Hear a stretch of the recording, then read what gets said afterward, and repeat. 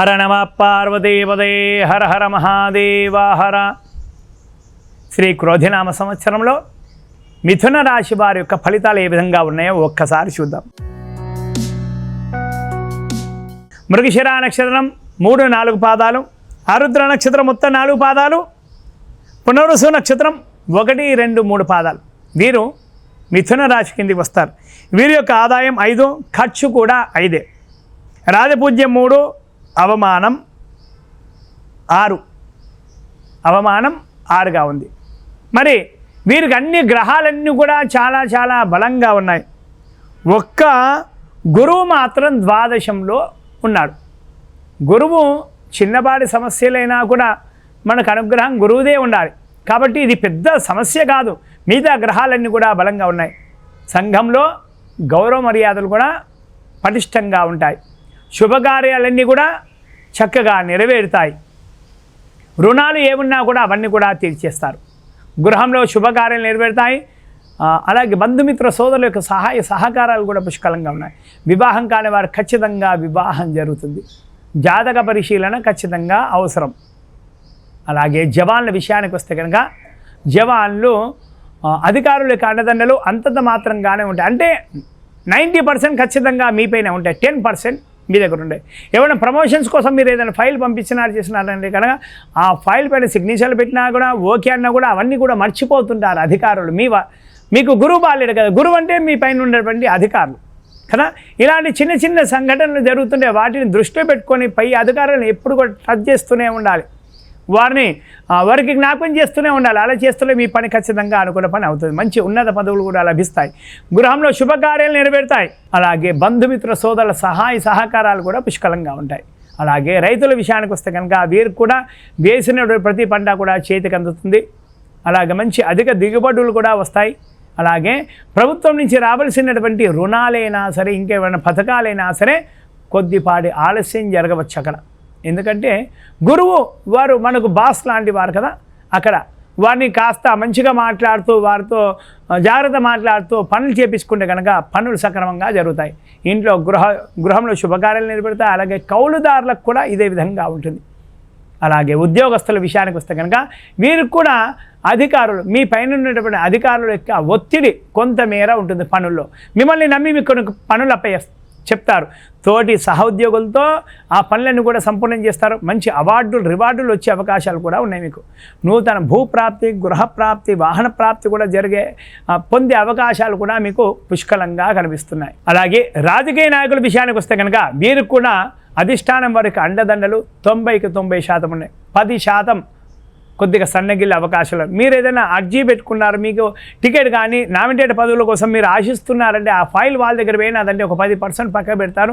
90% మీ గురించి ఆలోచిస్తున్నారు. మాటల్లో పడి మర్చిపోతుంటారు. వారిని ఎప్పుడు కూడా టచ్లో ఉండాలి, వారికి అందుబాటులో ఉండాలి. మిమ్మల్ని వారు చూస్తున్నట్టుగా ఉంటే కనుక మీరు అనుకున్న పనులు ఖచ్చితంగా అవుతాయి. మంచి పదవి కూడా మీకు ఖచ్చితంగా లభిస్తుంది. ఎన్నికల్లో పోటీ చేస్తే కూడా విజయాన్ని మీరే సాధిస్తారు. అలాగే సినీ రంగం కళాకారుల విషయానికి వస్తే కనుక వీరికి కూడా అవకాశాలు పుష్కలంగానే ఉన్నాయి. పెద్దల యొక్క ఆశీర్వాదం కూడా వీరికి ఉంటుంది. 90%, 10% ఉన్నది. అలాగే పెద్దల యొక్క ఆశీర్వాదం ఉంటేనే ఇండస్ట్రీలో మనం నిలదొక్కగలుగుతాం. ఎందుకంటే అనుభవజ్ఞులు కదా వారు కదా, వారి యొక్క ఆశీర్వాదం కూడా మనకు కావాలి. సినిమా తీసేవారు కూడా పెద్దవారి యొక్క సూచనలు సలహాలు పాటిస్తే కనుక సినిమాలు విజయవంతం అవుతాయి. ఖచ్చితంగా అవార్డులు రివార్డులు కూడా మీ ముంగిటే మీ వాకిట్లోనే ఉంటాయి. మీకు ఖచ్చితంగా మీ సొంతం అవుతాయి అవార్డులు కూడా. నూతన నటీనటులకు కూడా మంచి మంచి అవకాశాలు కూడా వస్తాయి. అలాగే వ్యాపారస్తుల విషయానికి వస్తే కనుక వీరికి కూడా చాలా చాలా బాగుంది. కాంట్రాక్టర్లకు కొద్దిగా బిల్లులు వసూలు అయ్యేటువంటి అవకాశాలు కొద్దిపాటిగా లేవన్నమాట. వారి యొక్క అధికారులు సన్నిహితంగా ఉంటే కనుక బిల్లులు వసూలు అవుతాయి. అలాగే బిల్డర్ వాళ్ళకు కూడా చాలా చాలా బాగుంది. కొన్ని భూమి కొనుగోలు విషయంలో పెద్దల యొక్క సలహాలు, అలాగే అధికారుల యొక్క సలహాలు ఖచ్చితంగా తీసుకోవాలి. వారితో సన్నిహితంగా ఉండి ఆ భూమిని మీరు కొనేసుకొని చక్కగా క్లియర్ టైటిల్గా తీసేసుకొని పనులు ప్రారంభం చేస్తే పనులన్నీ సంపూర్ణంగా అవుతాయి. అనుకున్న టార్గెట్ రీచ్ అవుతారు. అలాగే విద్యార్థుల విషయానికి వస్తే కనుక వీరికి కూడా గురుబలం 90% ఉంది, 10% లేదు. అయినా అక్కడక్కడ బోటాబోటీ మార్కులు వచ్చే అవకాశాలు కూడా ఉన్నాయి. తల్లిదండ్రులు దృష్టి పెట్టాలి వీరిపైన. ఖచ్చితంగా మంచి మార్కులే వస్తాయి. వచ్చేటువంటి 95 మార్కుల్లో ఒక 10 మార్కులు ఒక 15 మార్కులు తగ్గే అవకాశాలు కనిపిస్తున్నాయి ఇక్కడ. కాబట్టి తల్లిదండ్రులు వీరిపైన దృష్టి పెట్టాలి. ఇతర వ్యాపకాలపై దృష్టి మరలే అవకాశాలు కూడా ఉన్నాయి. పిల్లలకు స్నేహితులతో చిన్న చిన్న మనస్పర్ధలు ఎదురయ్యే అవకాశాలు కూడా ఉన్నాయి. అలాగే క్రీడాకారుల విషయానికి వస్తే కనుక వీరికి కూడా కోచ్ యొక్క అనుగ్రహం 90% ఉంది. అలాగే రాష్ట్ర జాతీయ జట్లలో సెలెక్ట్ చేసుకున్న సెలెక్టర్ల దృష్టిలో పడాలని అహర్నిశ కృషి చేసినా కూడా మిమ్మల్ని హోల్డ్లో పెడతారన్నమాట.